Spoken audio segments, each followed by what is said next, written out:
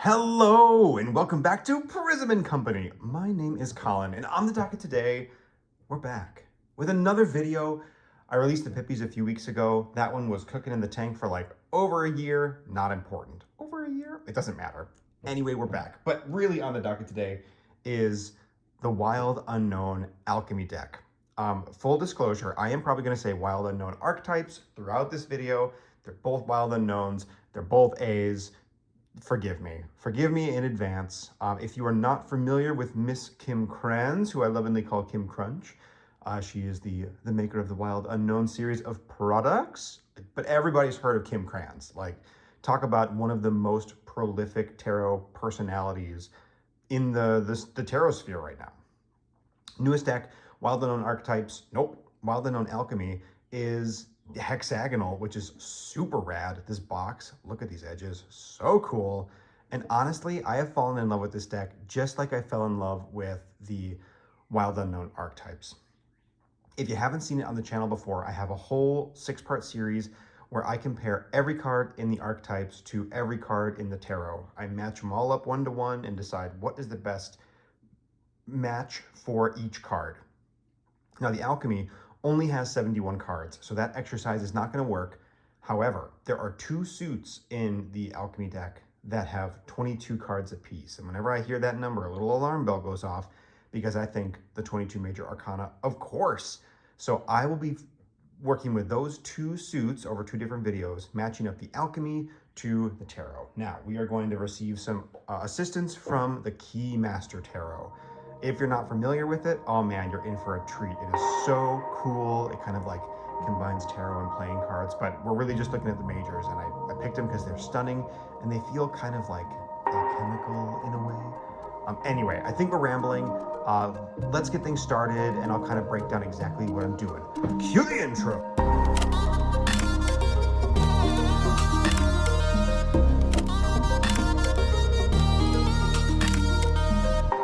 Alrighty, now to put a pin on exactly what we're doing today, I will be going through the Major Arcana of the Tarot one by one in order and comparing it and matching it up with one of the 22 Alchemy cards from a specific suit. The suit that we're working with today is the materials. So these are all different materials that an alchemist might use, like metals or resins or all sorts of cool stuff. This deck has got some really wild, fun cards in it and some really unique things. I'm taking the meanings of the alchemy cards from Kim's guidebook. They're really charmingly written. I think they're beautiful. They're very thoughtful. And I'm taking the keywords that she's using and the descriptions and saying like, okay, if I'm going to match that up to a tarot card, specifically a Major Arcana card, which one would I pick? But it's not quite that simple because these cards, even though there are 22 of them, they don't match up to the tarot and they're not intended to. So there's not like a 1-to-1 direct comparison. They're certainly not in order or anything. And there are some cards that fit better than others. There's even some cards that fit multiple of the Major Arcana cards. So I have to decide which one does it fit best in. And you kind of move all the puzzle pieces around and slot them and slot them and slot them.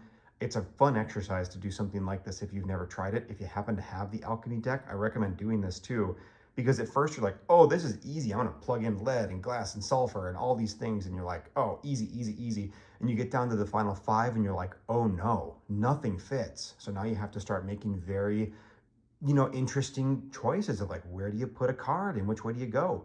So as I go along, offer me a little bit of grace in that, your selections might not be the same as mine, but hopefully we can kind of see some cool push and pull of where these meanings can overlap and maybe, expand horizons about some of the Major Arcana cards too. It certainly did for me. Let's begin with the Fool. Oh, the Keymaster Tarot. Oh, my air conditioning's on. Hold, please. The magic of editing. The sound is gone. The Keymaster Tarot, I was just glowing at how beautiful it is.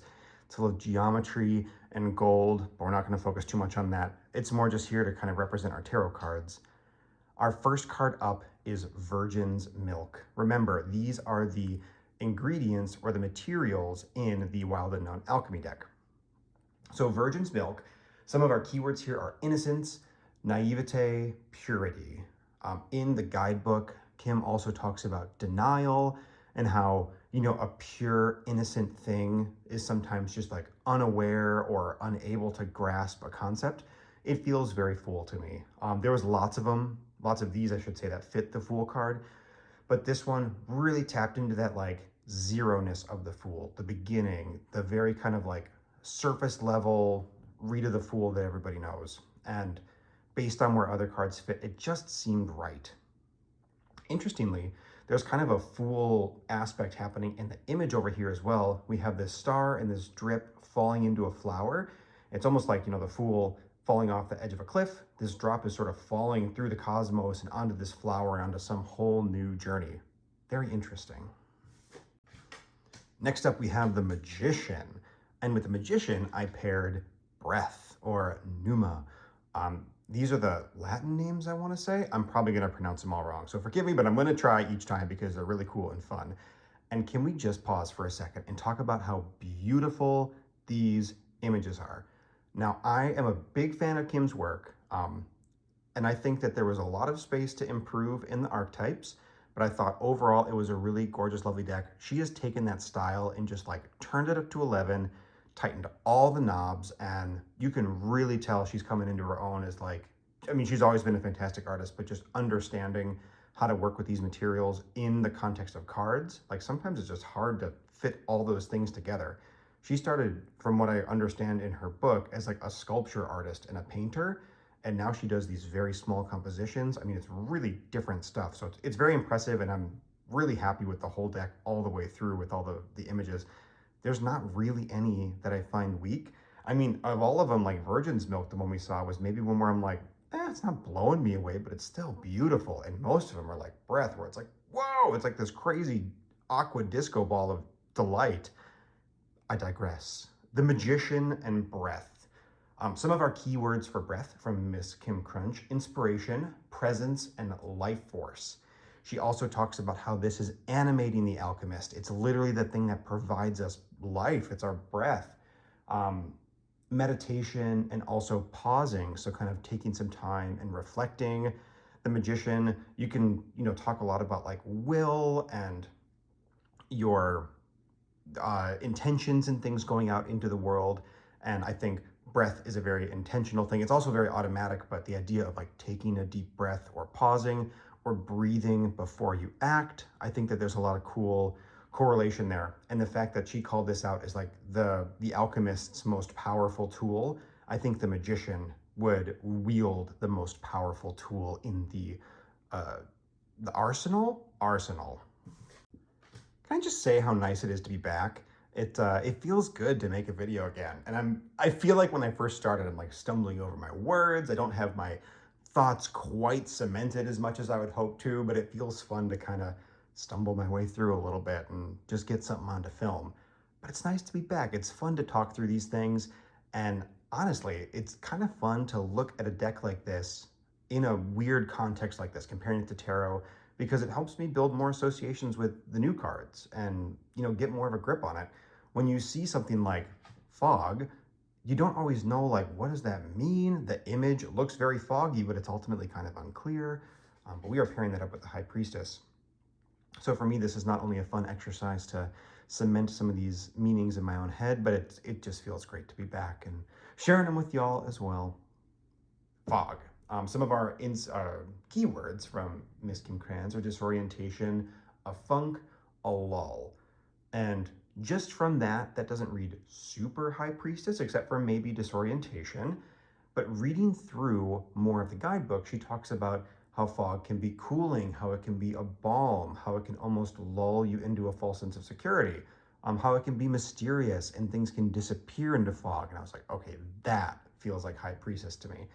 You know, the High Priestess is the fog of the tarot deck. It is the thing obscuring. You can be in something and not even realize it. You know, you can be in the midst of a High Priestessy kind of moment and not know until you emerge that you couldn't see anything. Or you could see something like a light through the fog and, you know, your mind would spin and go wild and not know what it is. I kind of like this eye peering through the fog at whatever sort of ambient shape is. It totally gives me those vibes too. And we have our little egg in the High Priestess, which in some Marseille traditions, they're like the egg is traditional and some they're not, but whatever. I kind of like that we have a big egg over here in our nebula or fog. Wow. Up next, of course, we have the Empress, and oh, get ready for this one. Boom, baby. Copper Eris. Can we talk about how pretty that is? I mean, granted, it's like all my favorite colors, and also they threw like bronzy copper into it, which is just like a perfect combination. But I'd say I digress, but we're not going to digress. We're going to talk about it for a second because it's so good. And just the way that these lines spill out so geometrically, but they have a nice bleeding organic edge on it. It feels like the copper is corroding this straight-laced, hard-edge geometry and creating this patina on the edge of it. We can see the same thing with the ink or the watercolor bleeding out of the top here. It is perfect. This image is copper, and it's so good. For copper, some of our keywords are fertility, womb, Venus. That's the Empress. Like the symbol of Venus is on every Empress card everywhere, you know? And we have love, pleasure, sensuality in the body, all those things associated with our copper card here. Those are very easy correlations one-to-one with the Empress. Some of the cards felt like a stretch. This one was a home run. This was one of the first two cards that I was like, copper, Empress. And it fit so well and so perfectly that I was like, I'm not even gonna bother switching this one out. It doesn't fit anywhere else. It's great.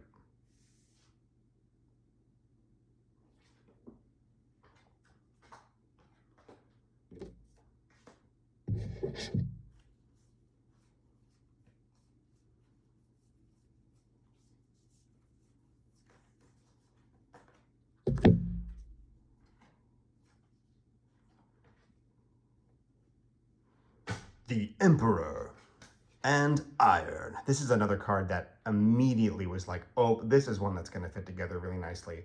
We have magnetism, reliability, Mars. Again, things that are often, really associated with the Emperor in one way or another.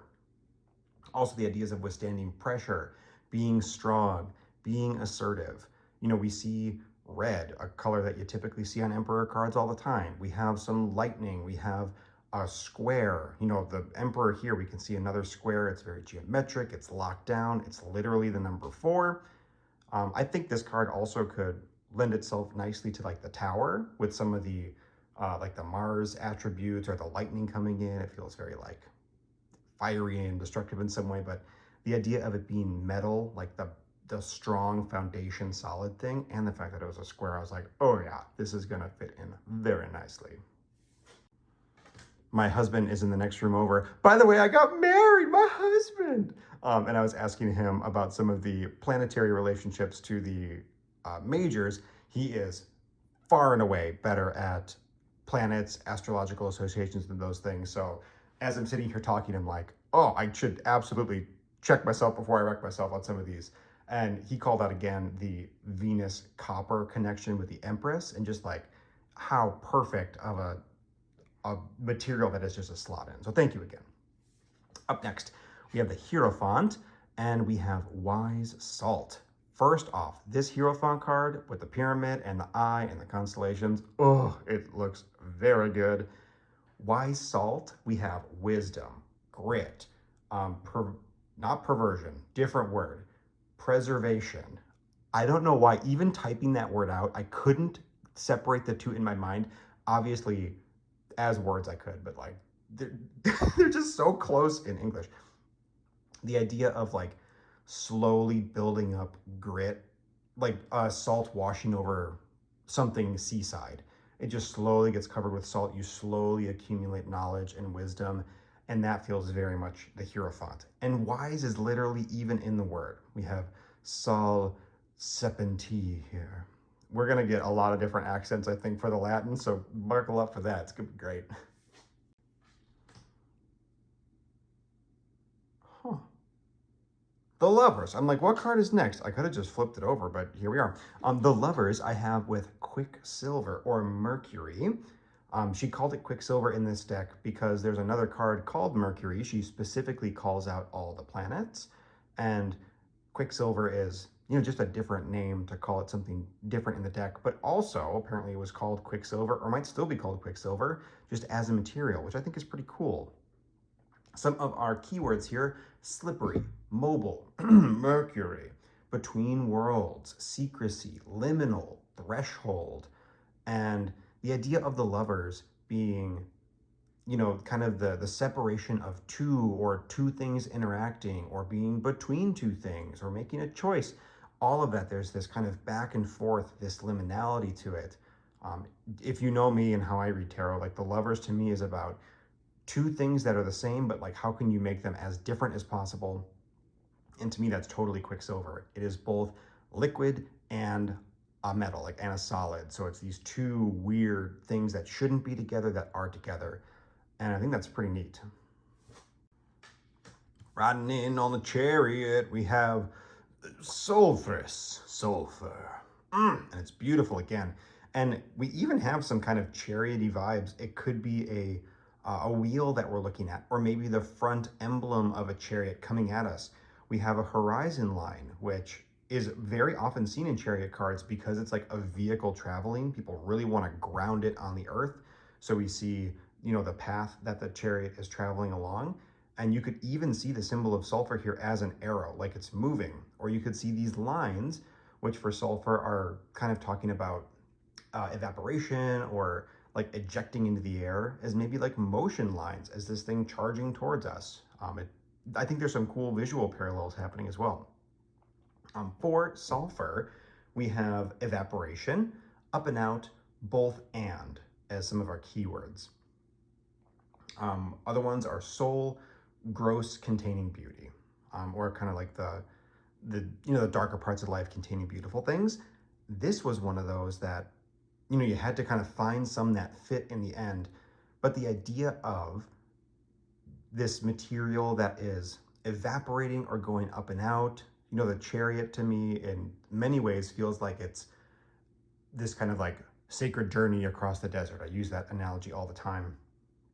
And even though it's hard, you like sweat and, you evaporate. You kind of have to hold on to something because it's good. And because you're putting in this work and because you're doing something hard, you kind of reach a better outcome out the other side, or you're doing some sort of, I want to use the word holy, but that's not exactly right, some kind of like sacred work. So that leading to some kind of up and outing, or the fact that it's hard and it's sacred, I think that kind of distinction, or that, what's the word I'm looking for? Sometimes I just forget words, and we're gonna have a moment here while I try and think of this word. Dissonance.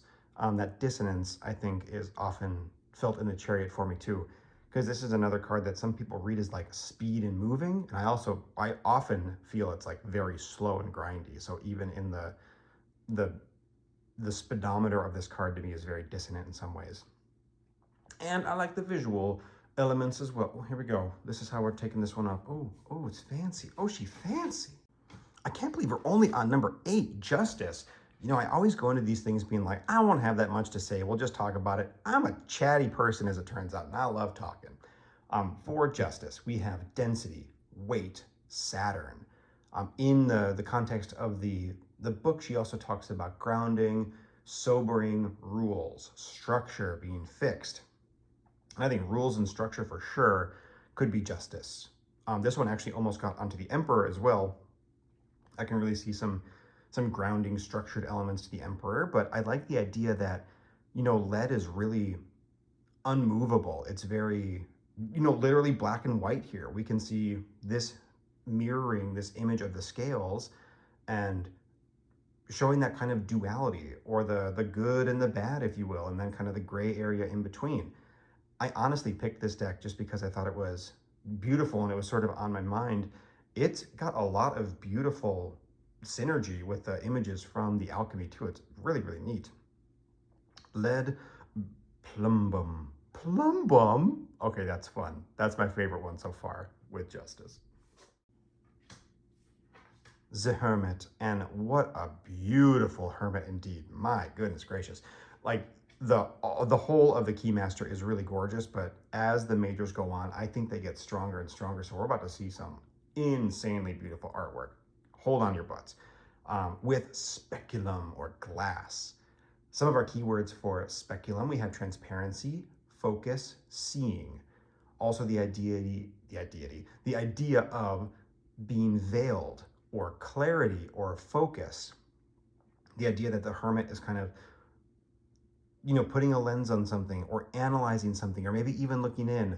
There's all this gray and there's this cloudy, and the hermit is able to kind of find the sweet spot in between. Even, take the loop of this hermit's lantern, or even the lantern itself, really piercing through the smoke and through the haze and finding whatever that jewel is on the inside, whether that's inside of what you're thinking about or you or whatever it might be. I think this is a nice one that is more of maybe a symbolic fit than an exact fit, but I really like it. And there's glass in his lantern, so there's that too. Take that, Barbara. Actually, Barbara, if you had a critique about this one, I really value your opinion, and thank you for watching. The Wheel of Fortune. And for this one, we have tin. This was an image at first that it didn't super speak to me, but the more I look at it, the more I really like it. There's this kind of like partial rainbow missing yellow. It's got, fog in the background, but there's really sharp gray on top, and the rainbow's kind of coming from the interior of the tin, like the noise that it makes when it bends. It's really grown on me. It's cool. Some of our keywords for tin: malleable, expansive, Jupiter, breaking point. This one for me, I'm leaning pretty heavy on Jupiter, which is our planet du jour for the Wheel of Fortune here. But the idea of malleability or expansiveness, I think, could certainly be Wheel of Fortune. Fate can be malleable. Your situation can be malleable. Luck can go up and can go down and can go all over the place. And there's also this idea with tin that it has I think it's called a tin cry or a tin scream. When you bend tin, it makes a sound because of the crystalline structure. So the whole narrative around tin is that it moves and it changes, and that is very Wheel of Fortune. All right, we got strength and we got resin. Now, if you had told me going in that resin was not going to be the Hanged Man, I would have been like, you are totally off the rocker. Resin is 100% Hanged Man. Here we are though, because that's how these kind of exercises work out.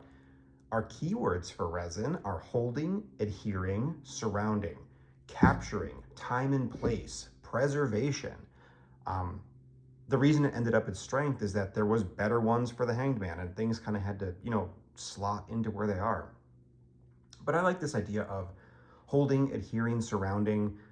Strength, let's take it as kind of the, the inner animal versus the higher self, or, the intelligence versus the kind of base human parts. You have to kind of hold and encapsulate it.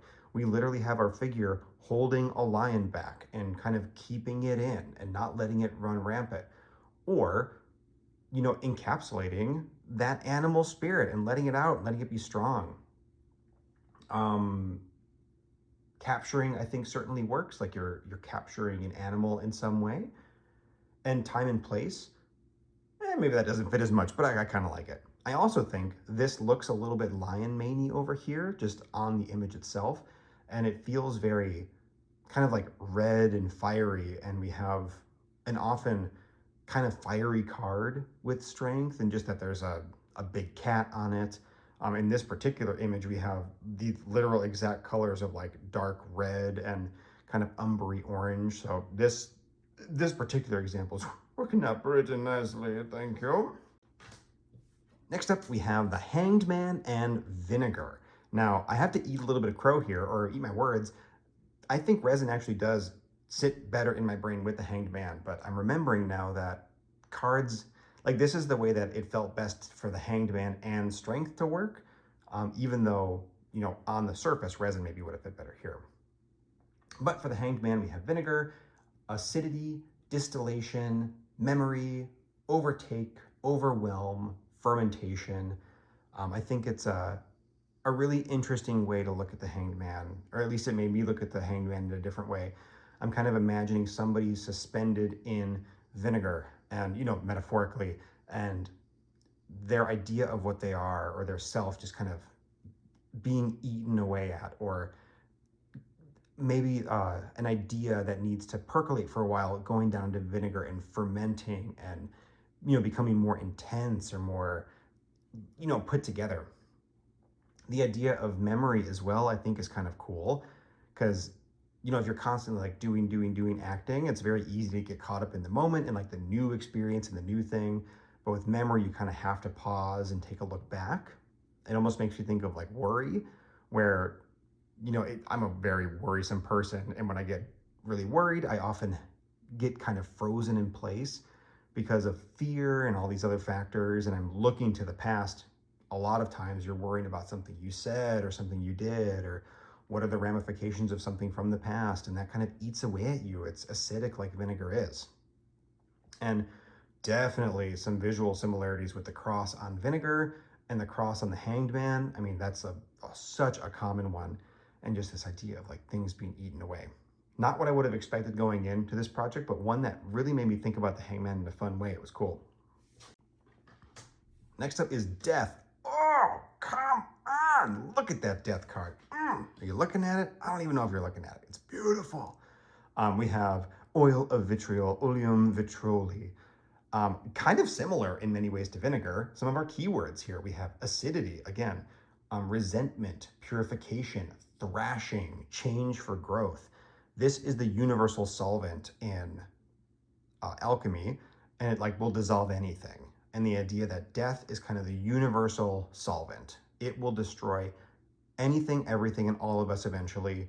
And we can thrash, we can do whatever, we can shout at this rock. I think this is the green line eating the sun, but you get my point.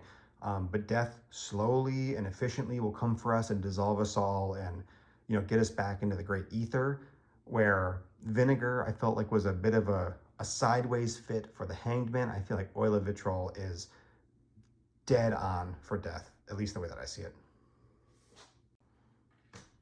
We've got temperance and we've got silver.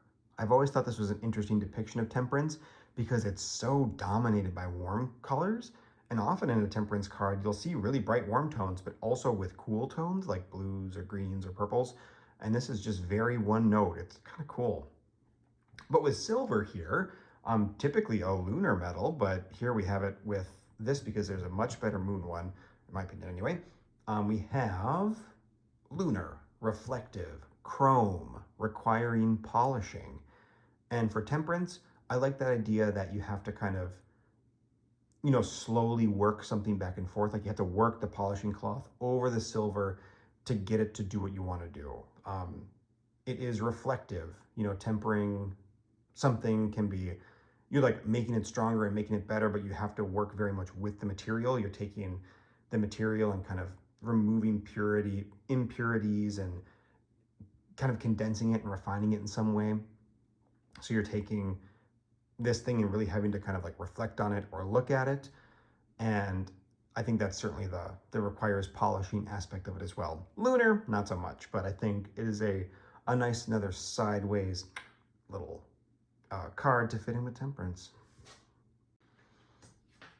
The devil, and ooh, what a beautiful devil indeed, with this sanguis blood. Oh, the red elements going back and forth between.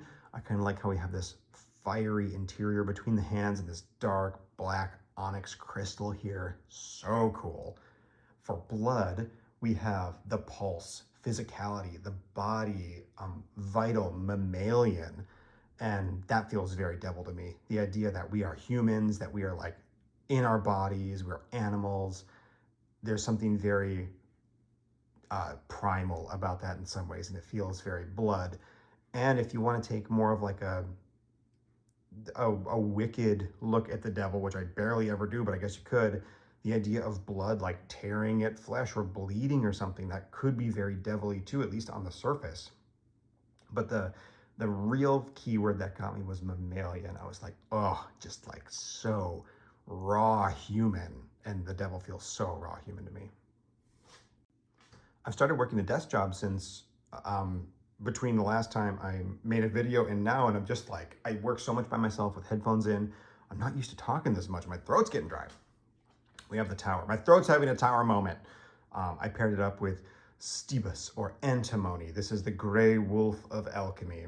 And this is a metalloid, I believe, so not a metal. It's like a Britney zone. It's not a girl, not yet a woman. It's not a metal, but it's not a non-metal. It's a metalloid. I don't know. I'm not a scientist. Our keywords for antimony are wilderness, fierceness, hunger, corrosive, unpredictable. And that feels very tower. The idea of like a ferocity and a corrosiveness that would just jam in and destroy something. Antimony is ultra reactive with many other elements in the chemistry lab, apparently. So it's very, very volatile when you mix it with almost anything else. And if you're going to kind of characterize the tower as a material, I think volatile would be a real keyword for it. Excuse me, I just had to burp.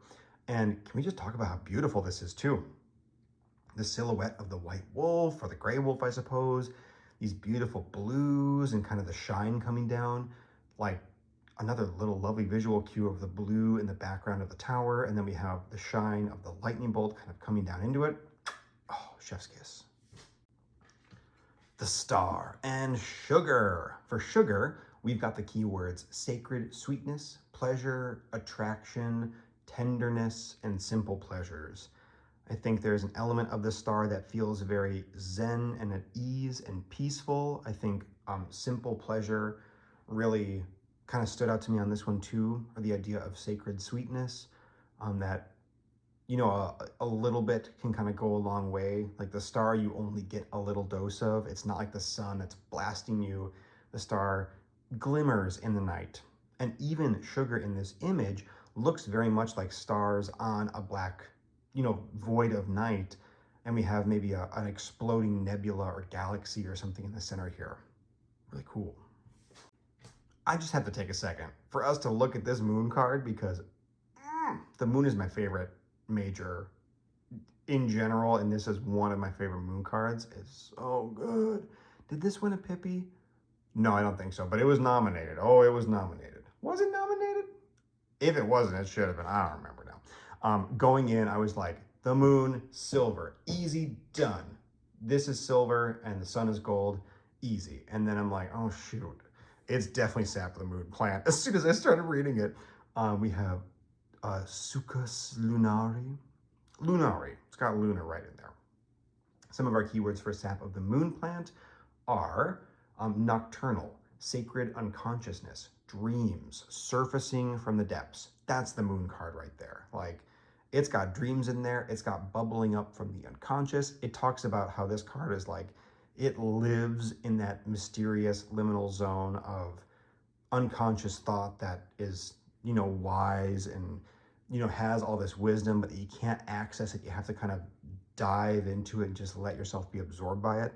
And that feels so, so, so beautifully moon to me. And I just couldn't pass it up, quite frankly. Couldn't pass it up. The sun, however, is gold. This one just, it fit like a glove. Illumination, splendor, culmination, divine quintessence, divine quintessence, and reverence. You know, it's that blasting gold quality of the sun. Gold is the metal that's associated with the sun. This is a match made in heaven. This is one that, like, if you were gonna make a tarot deck that was alchemical and you had to use like just materials for it, you would use gold for the sun. You just would. We're almost there, everybody. Judgment. And we're looking at smoke. This was the card that really made me fall in love with the Wild Unknown Alchemy. I read smoke and I was like, damn, that is very smart. For our keywords, we have smoldering, warning, illusion, do not ignore, fear, destruction, and also like herbs and sacredness and incense. The idea that when you see smoke or when you smell smoke, there's fire nearby, and that's kind of a warning. And judgment being the card of fire, like there's gonna be smoke around the corner, or there's gonna be fire around the corner. You know, if there's smoke, a warning sign, something to wake you up, something that immediately activates your nervous system and gets you going. Like, look at this person's hair. Their nervous system is activated. They have smelled smoke, and it's happening. So even though smoke feels kind of gentle and serene in some ways, I think it fits really nicely with judgment. Or the little fire peeking out down there. And last but not least, the world. We have Ash, another card that is totally beautiful in this deck. Memory, ancestors, the past, delicate, sacredness, letting go. Kim talks about how when the Ash card appears in a reading, it sprinkles a layer of ash over every other card that it touches. I'm like, oh, it's so beautiful. It's so lovely.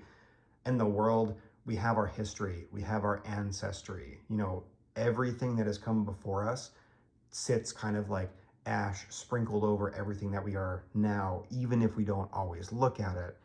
And I think that's a great way to kind of characterize the world as something soft, as something old, as something, you know, reverent. This card can be so big and overarching and almost kind of unapproachable sometimes that I like bringing it down to a very earthly, crunchy level and saying it's something like just remembrance or ancestry, something like that. And there you have it, folks. Part 1 of 2 of the Wild Unknown Alchemy, breaking down the 2 suits that have 22 cards and pairing them up with the Major Arcana. I've been having so much fun. This is a great way to just kind of jump back in, make a video, and really kind of get to know the alchemy better. It's a great deck that I really like, and it's singing to me just as much, but in a different way than the Wild Unknown archetypes. And if you know me, that's one of my favorite decks out there. So I hope you enjoyed. If you have different choices of where you would have put cards, I would honestly love to hear it. Drop me a comment, we can chat about it, shoot me a message on Instagram or something. And I can't wait to see you in the next one where we talk about the alchemical mysteries. All right, everybody, talk to you next time. Bye-bye.